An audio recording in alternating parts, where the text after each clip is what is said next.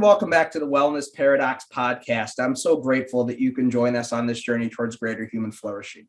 As always, I'm your host, Michael Stack, an exercise physiologist by training and a health entrepreneur and a health educator by trade.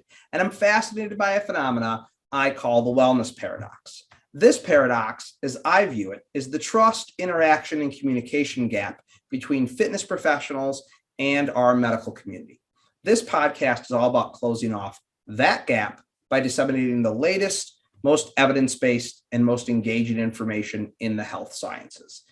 And to do that in episode 58, I'm joined by Pat VanGalen. Pat is a 35-year veteran of the fitness industry. As I joked in the podcast, I think she's been in the industry before it even was an industry. And this discussion is going to be around training the aging population. And not just its importance and the techniques and tactics that are used, but more importantly, the psychology around this. And not just the psychology of coaching the client, but also the psychology of the image of our industry, which we certainly talk about a lot on the podcast. Pat has a wealth of experience, a wealth of knowledge, and so much energy that I think it's going to come bursting out of your radio. This was absolutely an amazing discussion that we had. Any information we'd like to share with you from this episode can be found on the show notes page by going to wellnessparadoxpod.com/episode 58. Please enjoy this conversation with Pat VanGalen.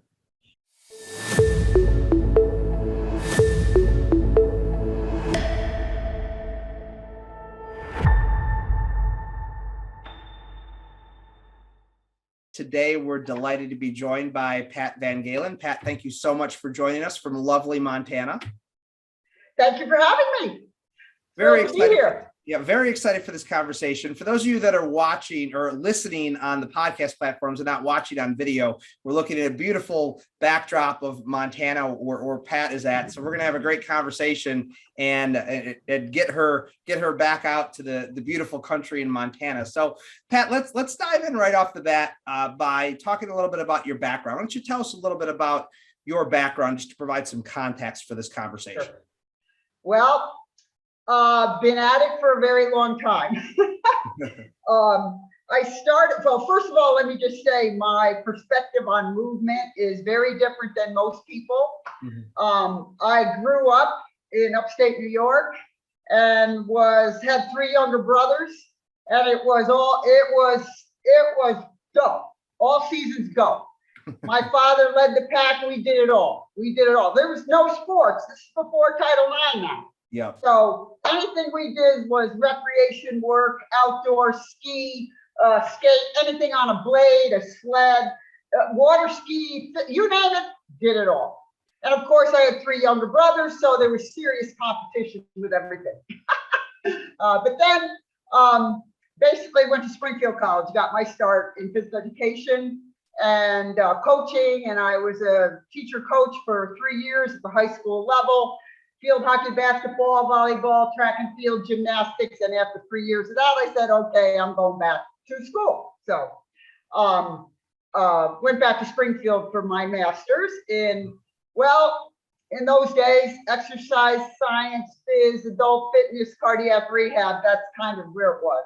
Yeah. And then, right out of there, I got 10 years in corporate health promotion, fitness, ergonomics, injury reduction, did my master's in cardiac rehab.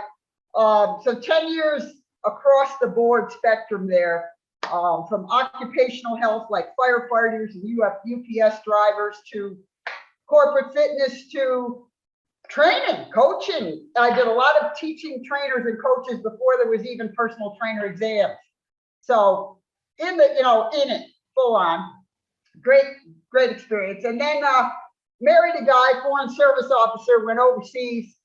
That's when I started my own company. At that time, it was called Excellence in Conditioning. Now it's Active and Agile. But since 1990, I've been in my own business, teaching, coaching, lecturing, writing, doing research, all of it. I don't know what else to say, except it's a huge, great experience and full perspective of movement, not just exercise. I love it. And that's why I was most excited to have this discussion, because you have so much perspective on the industry for being in it in such a long period of time. I would almost argue you were in the industry before it was an industry on some level. This is true. Yeah, funny. The very first certification exam I ever took was in 1980, the ACSM Exercise Test Technologist. Probably one of the best courses I took. Now, this is manual EKG reading now. Man. I mean, masks, Douglas bags. I mean, but all of that testing gave me a great appreciation and understanding for all of that. Yeah. So then came personal trainers and group vets. I don't know how many certificates I have. I've lost count. But I stay up on every aspect of the total health. And now really, it's really more about aging. So I did a doctoral dissertation never published on functional training in postmenopausal women, 9-month intervention. Oh, wow. Pretty impressive, but we moved so much we moved, packed and unpacked 34 times around the world. Wow. Wow. So this is home, not moving again. Perfect. So not only a wealth of experience in the industry, but just a very worldly perspective as well. So we're going to try to get that focused in on, as you said, the aging population, which is where your interest and your passions currently lie. And we are going to dive into some very actionable things in this conversation. But before we do that, let's just start at a high level and then zoom in. Why do you feel it's so important to be talking about working with the aging population and working with them properly as a fitness professional? Well, the biggest thing now is we have been gifted another 30 years of life, and we live longer, but we don't necessarily live better, especially females. Yeah. They're spending 15, 20 years in a chair in a nursing home dependent. And we can bend the aging curve. So if people want to invest in some simple, not easy habits, patterns, and practices, we can square off that curve. We can change the way and the pace at which we age. But it starts at 35, not 80. Yes.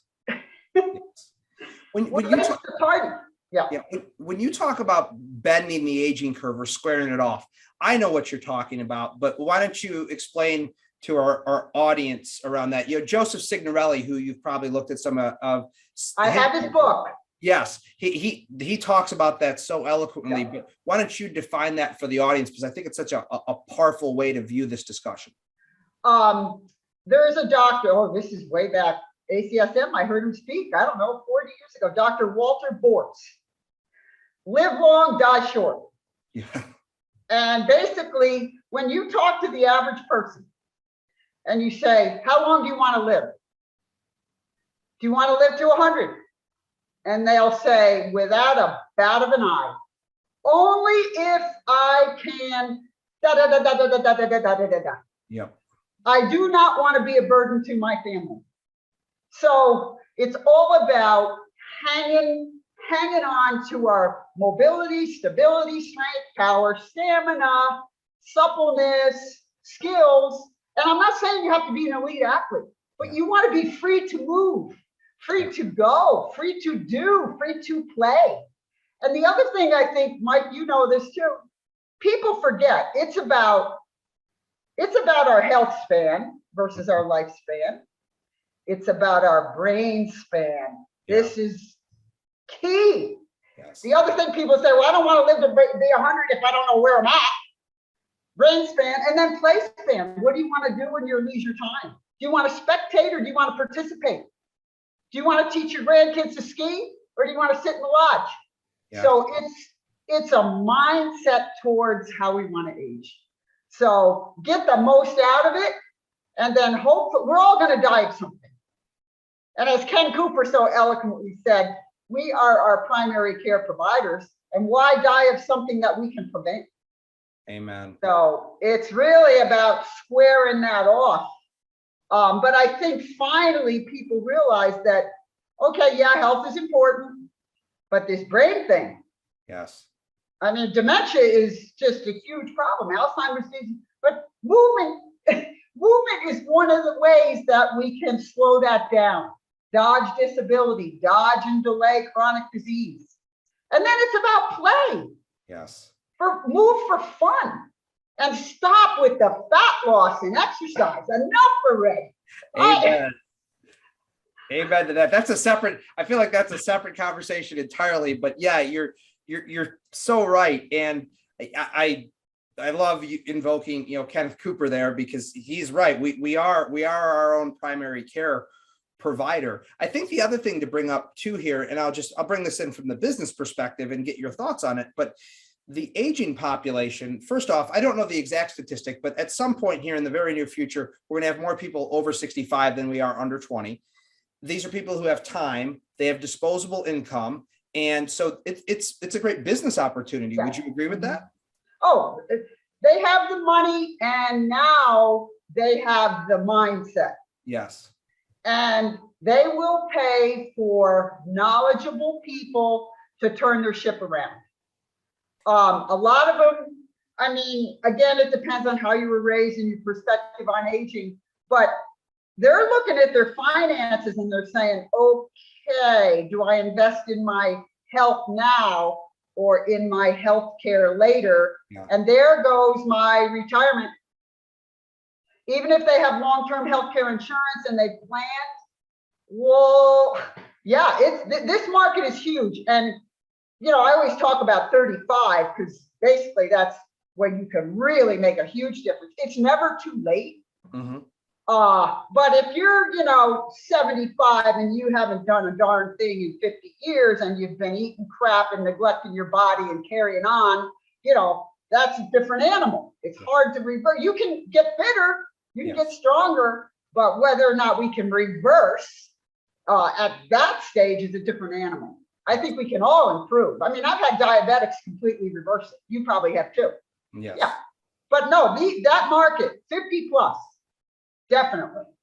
And they're seeing their parents being dependent on them. Yes. And they're like, well, I don't want that. I don't want my kids to have to da da da da da da da. And listen, Murphy strikes. Things happen. There's accidents. There's COVID. There's stuff. We can't prevent everything, but boy, can we improve our resilience to bounce back. Yeah. So that age group that's the market. It is. It is. Yeah. And with regard to working with that market, obviously working with them safely and effectively to help produce the outcomes they're looking for is important. And that's kind of what I want to dive into next. Yep. And you're a very accomplished public speaker on so many things. I mean, we were planning for this podcast. I think you sent me a spreadsheet of all the lectures you've done since like 1990. Yeah, I know. It's ridiculous. So I need somebody to do this. Pat, do this. Yeah, so I'm gonna try to, for those of you that can't see, Pat basically said, focus me, put me in a lane. So the lane we're going to focus on is this the sevens buckets that you talk about and this framework that you use around how to work with this population. So let's start with that, and then we'll kind of go from there and start to zoom in actionably for our audience. Yeah. Okay. Number one bucket is the spirit bucket. That's you buy in. You buying into, I can bend my curve. I can change the way and the pace. It's not just the way I age, it's the pace at which I age. Mm-hmm. And I believe that I can do that. So I am willing to A, B, C, D, E, F, but you got to buy in first. Yep. And it's not about, I know I hammer this, it's not about fat loss and looks. It's about the freedom to move, to go. It's about the health span, the brain span, and the play span. So the spirit bucket. And if you train an athlete, they pretty much have the 7 same buckets. Yes. So let's not separate athletic training from adult training. The buckets are the same. We want to fill them and make them robust enough for that person's life. Okay, so spirit bucket's number one. That's a mindset thing. And however you deliver your message depends on the personality of the person, right? Yes. So Number 2 is suppleness and stability. That's my freedom to move from task to task, from position to position, from the floor to reach up overhead, from in and out of the car, up and down, all of that stuff. Playing with my dog, it's the freedom to move. Suppleness, stability, flexibility's in there. But it's really about, if you think about changing positions, that's what it's all about. Mhm. People today avoid the floor like the plague. That's how you stay young. Yes, yes. So the suppleness stability bucket is number 2. Number 3 is gait speed and sprint like mechanics. That's my freedom to go wherever I want, whenever I want. I want to travel. If I want to hike, I want to go to the store, I want to go up and down stairs. It's my freedom to go. Number 4, strength and power bucket. That's my freedom to do work, chores, tasks with a load. It's also my freedom to play with confidence and competence. It's my metabolic bucket. It's my healthy bone bucket. It's my metabolic muscle bucket. It's my let's dodge and delay the diabetes bucket. And back to the gate bucket, that's my anti-slip or shuffle bucket. So freedom to play, freedom to work, strength and power bucket. Then we have the stamina bucket, which is our endurance capacity, our overall general health capacity, my freedom to keep going all day long. And then I have my skills bucket. This is the stay on your feet bucket. This is agility, balance, coordination, power, reaction, and speed, the freedom to play and go wherever I want in unpredictable circumstances. If you want all 4 seasons go, you better work that bucket. And then the last one is what I call the specificity bucket. That's what's unique to you. And of course, specificity of training, we get what we train for. Yes. So those are the 7 buckets: the spirit, suppleness, stability, the gait speed, the strength and power, stamina, skills, and specificity. Those are the 7. And you notice I put 7 down here, the specificity, because people are like, oh boy, oh no, that had 5 stents, knee replacement on 5 meds. Whoa, that's first. No, it's not. It's last. Yes. How do you want to live your life? Yeah. So and we need to change our mindset. Of course, we have to know all that. But the first thing on my health history is, what do you like to do? What gives you joy? Right, right. Movement. What gives your life joy? And what did you used to like to do that you'd like to do again? So we have to flip this. And kudos to ACSM, because they've done a wonderful job on the clinical aspect of this. The research is phenomenal. I just did a course for MedFit, all on cardiac. It's really cardiometabolic. Right. But it's really, folks, who are you working with? You know, they don't care that, well, I have my heart rate here and blah, blah, blah. No, they care that they can go out on a hike. Yep. They care that they don't have to move out of their house because they can't climb stairs. Yes. So we need to really get to know our people and listen, you know.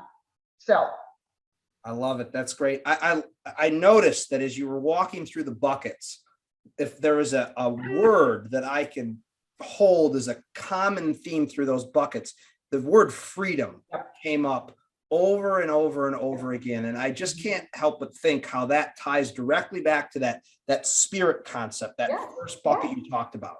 Yeah. And unfortunately, you've met all kinds of people in your life. People have been programmed to believe that you slow down when you age. This is just to be expected. And I tell people, if you expect to deteriorate, you're going to. Yes. Yeah. Well, you know, I'm going to get that higher toilet now because it's kind of hard to get off it.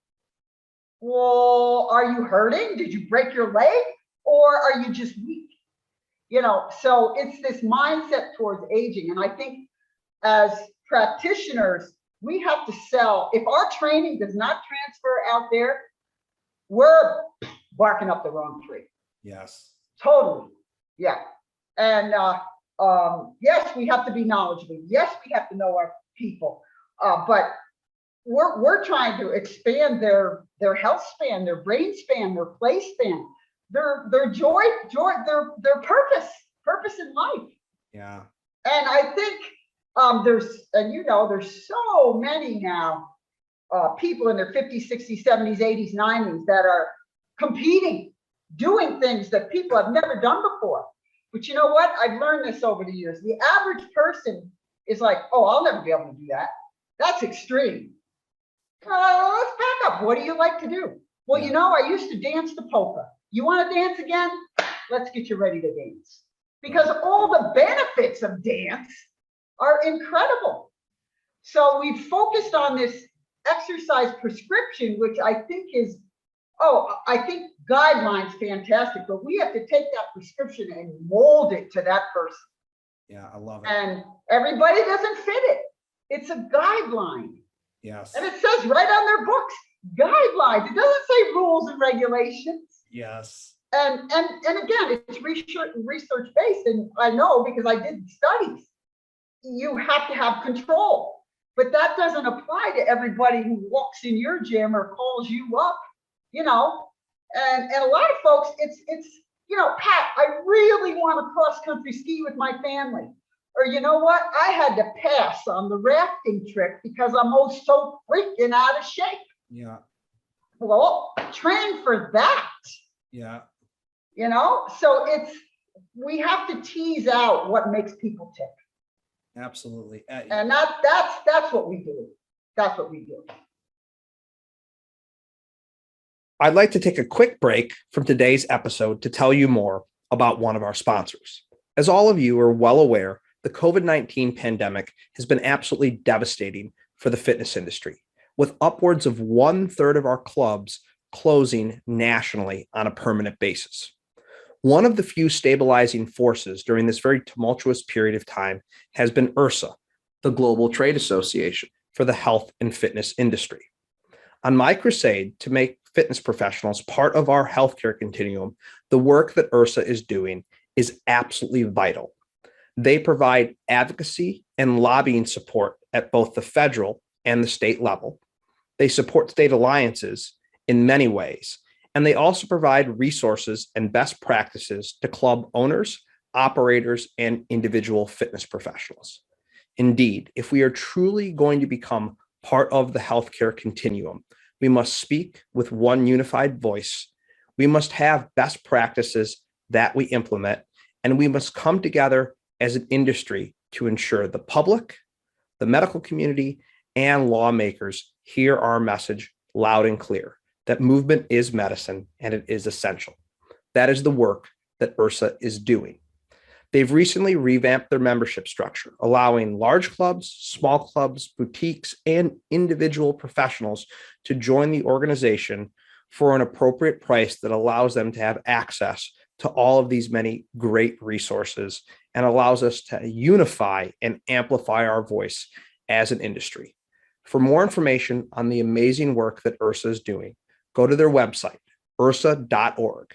That's IHRSA.org, IHRSA.org, to look in a little bit further into the work IHRSA is doing to unify our industry, to move us closer to being a part of that healthcare continuum. Now back to today's episode.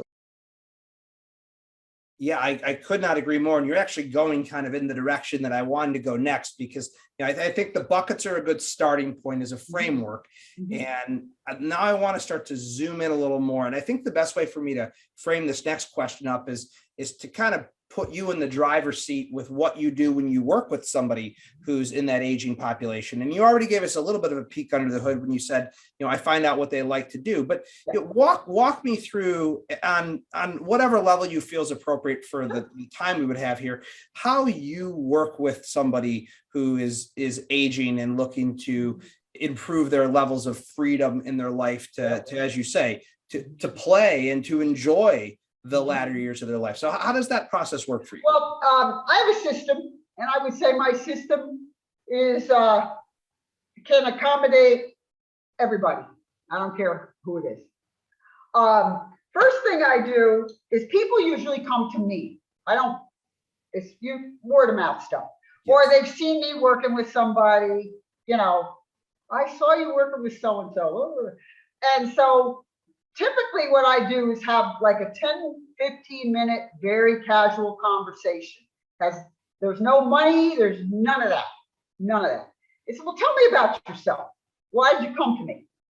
And then, well, I want to get healthier. Well, tell me a little bit more. What do you like to do? So I try to get them off that. Mm-hmm. And I also try to get them off the fat loss thing. Yes. Okay, tell me about any trips planned? You have kids, you have grandkids. What do you like to do? What did you do growing up? I was a pretty good golfer. When's the last time you picked up the clubs? So I really try to tease out something that they found some kind of joy in, some kind of positive memory, or some was like, I'm just disgusted with myself. I got to turn this ship around. I said, okay, well, tell me what you're doing now. Tell me what your day is like. This is one of my pillars. I talk about my pillars, rhythms of your day. Mm-hmm. Tell me, do you work in a garden? Do you take care of your house? I mean, anything that involves movement, I try to figure out what it is, not exercise. Mm-hmm. Mm-hmm. And because some people have had horrific experiences. So once we get get to know them a little bit better, I explain, I always do an assessment first, Mm-hmm. separate from the rest. And mine is an hour and a half.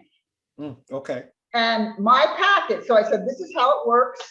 I will send you a very large packet, and mine is still on paper because I don't have volumes of, I never had hundreds of clients, although Zoom is getting like that. But anyway, that's another whole thing. So the packet, health history, waivers, all that stuff. But my health history is very much more like a movement, recreation, health history. Okay. Okay. And some of their attitudes and perceptions of just, have they ever worked with a trainer? What's your experience? Did you play sports, dance? What did you do? And then there's the legal forms, of course, but then I always include the 3-day dietary intake, not recall, day by day, 1 weekend day, 2 days. What, when, where, how much, how fast, boom, boom, boom. And that in itself is an eye opener that, and no, it's not this. Yeah. You have to handwrite. Right. And I can look at them and I go through and then sometimes I put in there other tools, maybe a stress assessment or a mood or something like that. Depends on the person. So then I get it all back. I said, I don't meet with you till I've read it and assessed it, blah, blah, blah. So then we meet, and usually I take them for coffee. 45 minutes, we go through everything. Tell me about this, tell me about that. And I just listen, because Mm-hmm. I kind of like put little notes on the paperwork. Well, tell me a little bit more about this or that. And a lot of it comes to the weight part is always in there 85% of the time. But anyway, so we discuss things like that, what they've done. But I'm definitely moving them towards the health span, play span, brain span.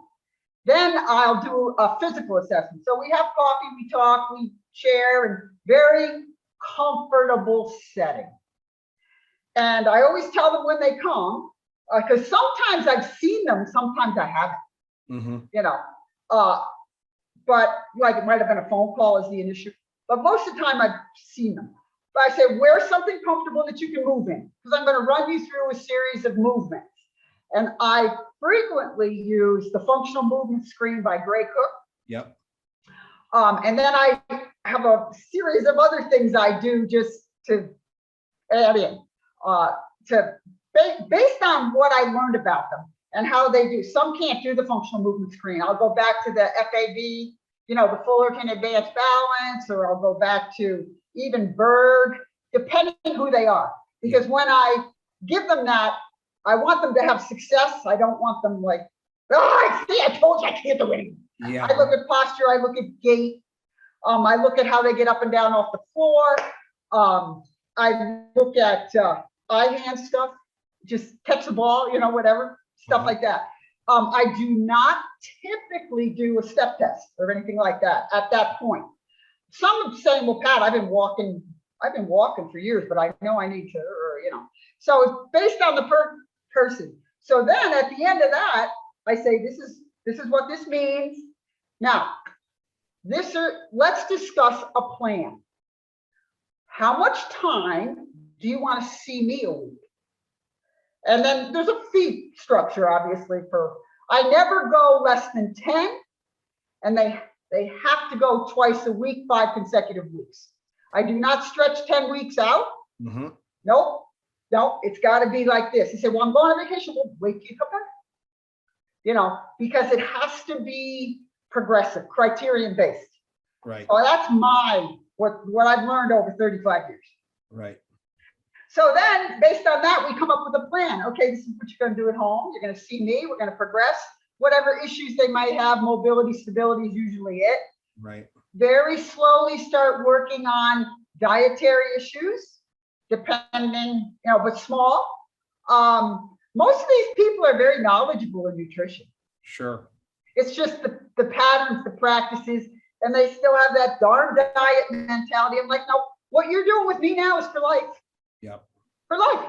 There's no program with a start and an end. There's no diet with a start and an end. No, this is a lifetime thing.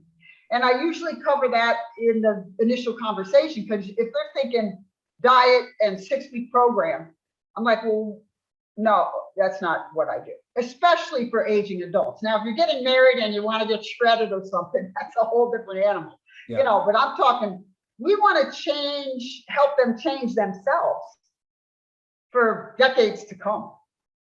And for a lot of these folks, it's a confidence issue.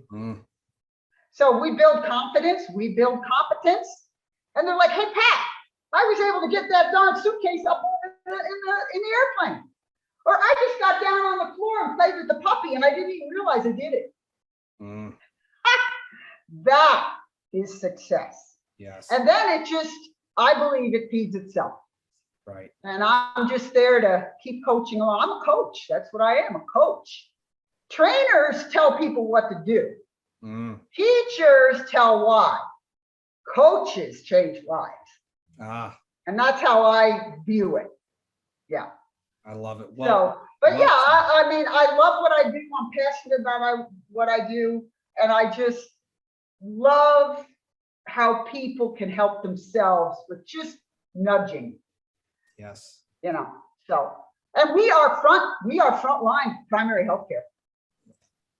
Preaching to the choir. Yeah, we're frontline. And for the primary care and the OBGYN to start referring to us when folks are in their 30s, 40s, and 50s, let's not go over the cliff, hello, and then have to drug you, procedure you back up, and do it again and again and again. No. And I think I might have mentioned on the phone for this cardiac rehab course, and I wish I had his name. The cardiologist said, having a stent without lifestyle change is like an ant working alone. I thought that was priceless. Yeah. So, and people come to you, they've had knee replacements, they're on meds, they have had cardiovascular procedures. We still get them moving. And eating better and sleeping better and the rhythms of the day. I think in our society today, people have lost their rhythm because of the screens. Yes. So interesting. And the rhythm is, you sleep, you rest, you relax, you recover, you regenerate. But it's kind of scheduling and meals and training and moving. And yeah, we've lost the rhythm. Yeah. I think more so in the younger group. But overcoming inertia for some of the older groups is another issue. you know. Without a doubt. I'm very curious to get your perspective on this next question. And because you are so passionate, and I heard you say something earlier, which really resonates with me, which is, you know what, these buckets are the same if it's an athlete or if it's an aging adult. And so the thing I want to zoom in on next, because I think it's a very important lesson for you to teach on, is the concept of intensity with the aging population. And I feel like I have watched so often the 2-pound dumbbell and the chair stretching class and all of the things that suggest that an older person cannot train with any degree of intensity. And I just watch those things and I can't help but think, well, it's better than nothing, but it's about as far away from optimal as you possibly could be. So talk about how you approach intensity, have it be with cardiovascular exercise, movement skill, and strength-based activity with the aging population. Yep. First of all, the bar is too low. And we have to meet people where they're at. But years ago, and I will give them credit.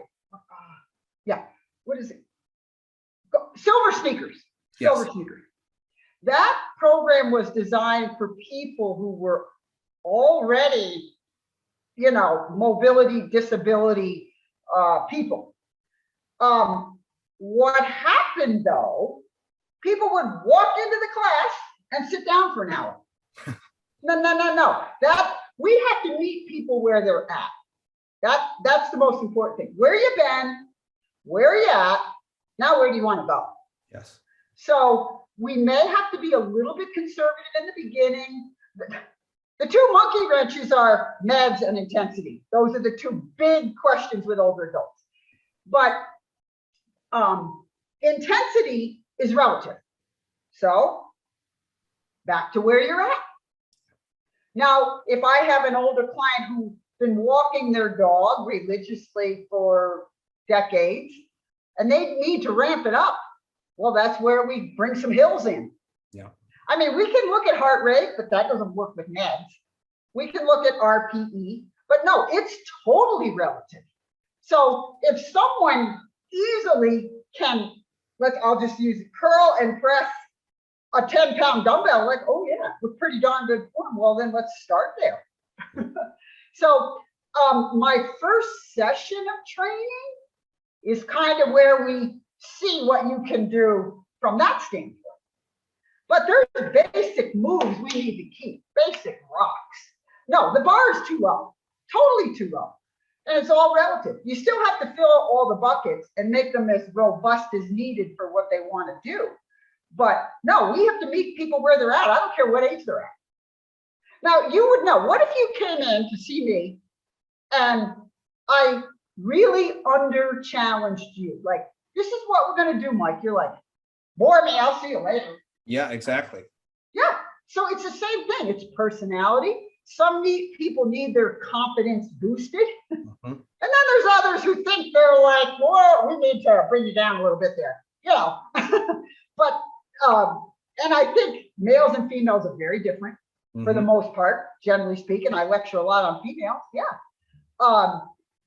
Guys have more of a tendency to push harder on stuff they can lift. And I don't like that stamina stuff, you know, where women will want to work. I want to work my core and I want to do my running or my walk, you know. So, I mean, again, it's the person. Meet them where they're at. Where you been all these years? Where are you now? And now where do we want to go? So, but generally speaking, what you see in magazines and marketing, yeah, that's not good coaching. Yes. Pink dumbbells, Barbie bells, and yeah, I don't know. It's funny. In my presentation, somebody asked me this once. They said, you never show people training, you show people doing stuff. I'm like, that's because training transfers to doing stuff. Yes. Yes. So again, back to your question here, we have guidelines, which are helpful, but it's all relative. Yes. Very much so. And so I see, what can you do? What makes you tired? You know, what are you no longer doing that you used to do that you want to do? And I'll tell you, Mike, the sad thing that I have found is when people have no hobbies no passions, no play. Yeah. And they've been raised that way. That's a little tougher nut to crack. Right. And so if we can open a window of opportunity for them, I've always wanted to travel too. Ah, okay. What does it involve? Well, you have to get in and out of a kayak. Oh, okay. Well, let's start looking at what this trip involves. Anything besides going to the gym. And, some people thrive in the gym. Don't get me wrong. They love the gym. That's their culture. That's what they love. And that's their hobby. It's their passion, and it is their play. But as you age, there's so much more to it. Right. And I think 35 is really the magic number. And not to think, oh, it's too late. It's never too late. But intensity is all relative. Right. Right. Great answer. And that was the answer that I expected. Well, I wanted to hear you articulate that. And I almost said something about the pink dumbbells, but I held myself back from saying it. Now, listen, Barbie bells, I've called them for years. Yeah. But you know what? This is another good thing that you bring up.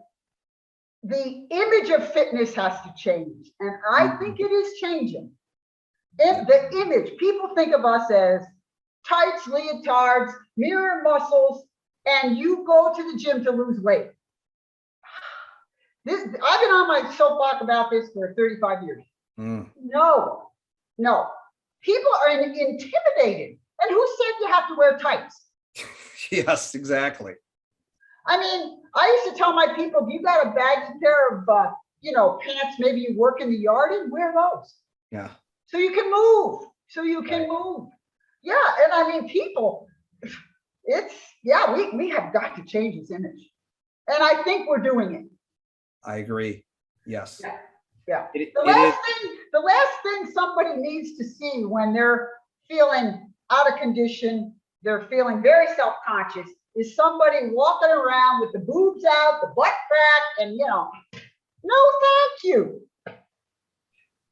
I could not agree more. And it's something I talk about a lot. And I'm glad that came into our conversation because look, if you do want to strength train, the best place for you to do that is in a fitness club.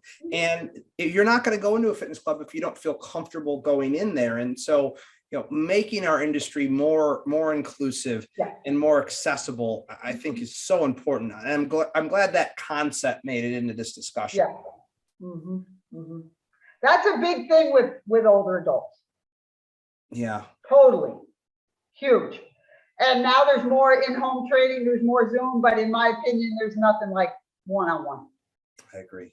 Yeah. And even the small groups, and that's the other good thing I think that's coming. It's so popular and people love it, is the small group training. And if you can, I used to say to a lot of my clients, they used to want to take my Group X class. And I said, well, look, let's strive for that because they love the ladies in the class. Yeah. I said, well, let's get you up to speed. Then you can join the small group and you can join the Group X. Then you can join that golf league you've always wanted to, it's the social part is huge. Social part is huge. There's very few people really in life, and you know that, more so in our field there are, but trained on their own individually, consistently. Yes. I mean, we do because we do. Right. But that's not most people. And with the aging adult, it has to transfer outside their life. I mean, I always tell people, you want to ramp up your movement sphere, expand your movement sphere as you age, not shrink it to a freaking room. So what I find so enlightening about this conversation is how, and I never know where conversation is going to go when I get into them. And where I love that this has gone is, at first I thought we were going to get into some of the more of the nuts and bolts, the technical elements of prescription, but really where this has gone is this has been a coaching psychology and what you can get out of life discussion more so than anything else. And I think that's the salient message here that's valuable and something that is actionable for our listeners is that, it's broader than just, as you said, those guidelines that are out there, which we'll both agree are very important, but it's just the starting point. Yeah, It's just the that's catalyst to individualizing this process more on the coaching psychology end and the emotional end, but more importantly, how people can live their life in a way that is, fulfilling and resonant to them. And I think that's the interesting thing that at least I'm going to take out of this discussion is I was a little zoomed in when I was thinking of this at first, and Okay. you've really kind of expanded my perspective on this, which I appreciate, and I know our audience will appreciate as well. Well, and I think this is, granted, I've studied and learned, but my clients teach you this. We need to listen. Yes. And get to know them. It's the and I think the younger generation coming up, like my kids are 29 and 31, and they were both college athletes, and they grew up with me. And my husband, who was also very active, but that group, it's part of their day. Yes. Whereas the older group, it's not necessarily. And the other thing I think who are very underrepresented but could really benefit are those folks in their 50s, 60s, 70s, even 80s who were physical laborers. And they're strong. Yes. But if you look at the 7 buckets, oh yeah, they're gritty. They got grit. They got spirit. They're strong. They're even pretty mobile. Right. And they're actually very agile because they're crouching and crawling and reaching, but maybe the stamina bucket's not there. Right. So you assess all of that and get a feel for all of that. And somebody asked me, well, Pat, my husband's been digging fence posts, this is at Montana, for decades. I go, tell him to go home, hit the foam roller and have a beer.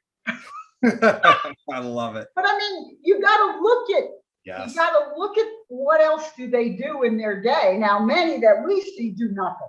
They're screaming. But there are others who do physical labor and their bodies paid the price. So we need to maybe, let's look at that suppleness a little bit more. And maybe that stamina bucket. But I mean, if you work a ranch or you work construction, yeah. And of course, it also matters what you put in your mouth.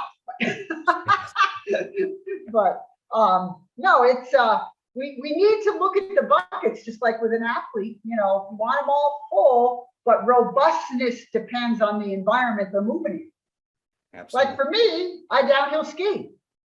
If I'm going to fall, I better be able to take that hit. So my robustness needs to be a little in the strength and power bucket. To take impact needs to be more so than the average person, say. But yeah, so let's say with an athlete, I mean, if you've got a rugby player or an offensive lineman, they need a huge suit of armor. Yeah. So but we're looking at the buckets not only from the movement perspective, but how those 7 buckets carry over to overall health span, brain span. I feel like I could keep this conversation going for the rest of the afternoon, but I just keep looking at the background where you're at, thinking, man, you're going to need to get outside and do something. So I want to start bringing our discussion to a close with a couple of last questions. First and foremost, I mean, you're so passionate, so knowledgeable, so energetic. I have no doubt that our audience might want to find ways to connect with you or find out about the things that you're doing. So where's a good place to go to find out more about you and the great stuff you're involved with? I have a website called activeandagile.com. I admit you can find me there, but I'm so, as I told Mike, I'm not the tech giant. But anyway, I do post a lot on LinkedIn. I usually post like research relevant to pretty much aging well, moving better.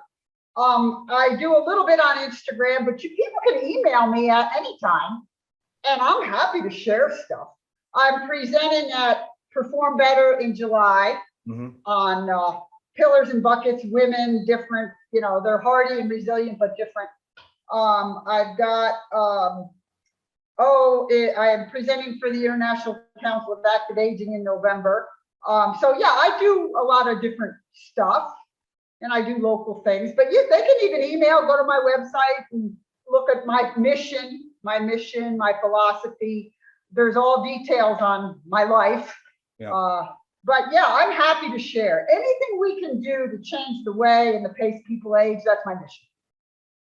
And truthfully, my team saw you on LinkedIn. I reached out. We had a great phone conversation, and here we are. So I can testify to the fact that you are willing to collaborate and share your knowledge, which I'm so grateful for, and I know our audience is grateful for. And we will link up to all of those things on the show notes page for everyone to be able to check out. And I definitely encourage you to engage with some of Pat's content, because we have literally just scratched the surface. Like, if I could show our listeners the spreadsheet you sent me of all the presentations you gave, I feel like I could spend 3 hours a week with you for the next 10 years and not get through all of those. So you've been a wealth of knowledge for us. And before we end, I want to leave you with the final question, which is the one I always end the podcast on for all of our guests. And it's the thesis behind this whole wellness paradox podcast. Is I consider the wellness paradox to be the trust, interaction, and communication gap between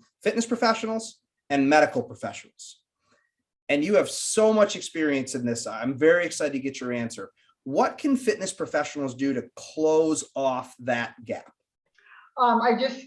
That's one of the chapters in my course, but it goes back to changing our image of fitness. But for example, right here, we're small, Big Sky is small. So, one of the things I did for that course, had I known you, I would have interviewed you. Anyway, we've got to bring people together. All right. In other words, the OBGYN, the primary care, the physical therapist, the occupational therapist, the naturopath, the chiropractor, the dentist, the eye person.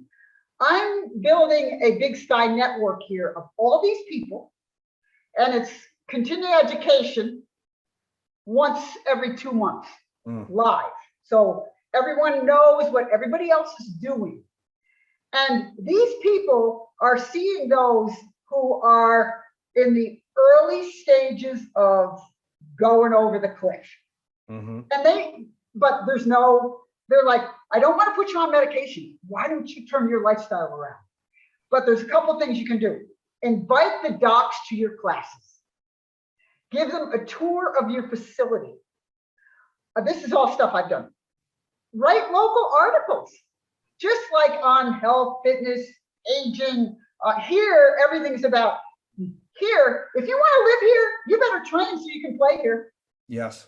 Otherwise, you're going to have to move, or you're going to have to hire out for every single thing.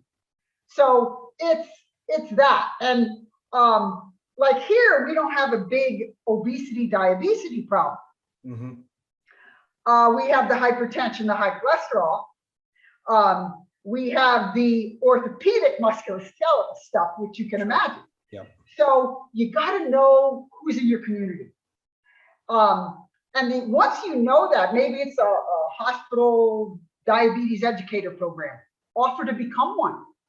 But know who's in your community. First of all, know your individual. But if you want to bridge this gap, you have to know kind of the group community stuff. Hey, you know what? I understand that you guys have a lot of people that are pre-diabetic, pre-this, blah, blah, blah, blah. Let me do some lectures for you. Yep. And it might be one that's a non-paid lecture, but the docs don't get trained in this stuff.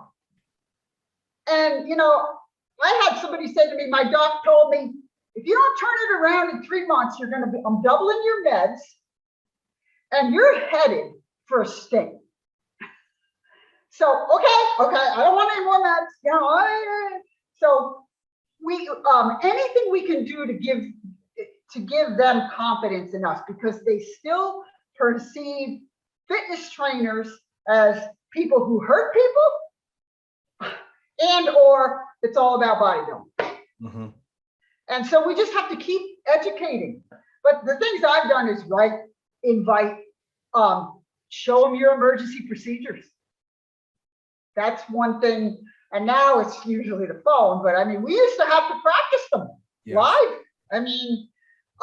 They just need to have confidence. And then the other thing is, if you do get a referral, there's certain information that we need, especially like cardiac rehab. You know, you got to know stuff. When they got not thrown out, but when they finished their 12 weeks of cardiac rehab, if they were lucky enough to go, where'd they leave off? Yes. You know, what was their RPE? What are their METs? What are that type of stuff? The tougher one to crack is physical therapy, because there is a wall there. Yes. And, you know, that's where we invite them in. And this is what we do, you know, so. And I used to we'd go back and forth with physical therapists.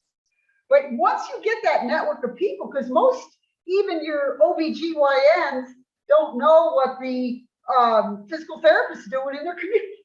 Yes. It's just, it's this. So that's what I'm doing here. And I've got DOs, MDs, I've got everybody. And they're very excited about it, because I always say, what are you competing about? Let's get people moving. Yes. Don't you want that? You know, so I can say that now. It's easier for me because I'm older, and I get that.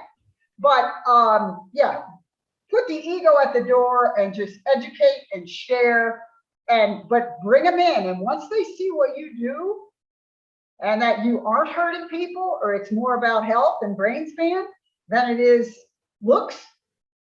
Yeah. Dietitians too work as an extension of a dietitian. Yeah. You know, so that's kind of where I'm at. That's what I do. And I've always tried to do that. But yeah, there's sometimes barriers, but it's really more lack of education than it is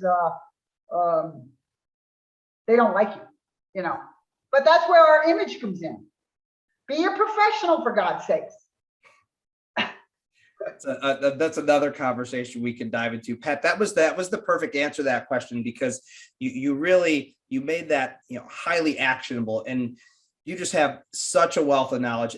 I suspect that we'll be having you back on a future episode to talk about any of these other things we can dive into. But for now, I greatly appreciate your time. I know our audience appreciate it. So thank you for joining us on the Wellness Paradox. We'll be in touch, and I really appreciate it, Mike. Okay? Good luck to you. So health span, brain span, lifespan, go. Well, I hope you enjoyed that conversation with Pat as much as I did. If you found it insightful and informative, please share with your friends and colleagues. Those shares make a massive difference for us.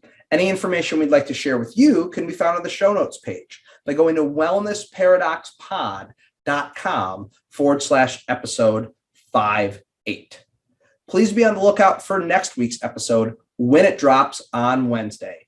And don't forget to subscribe through your favorite podcast platform. Until we chat again next week, please be well.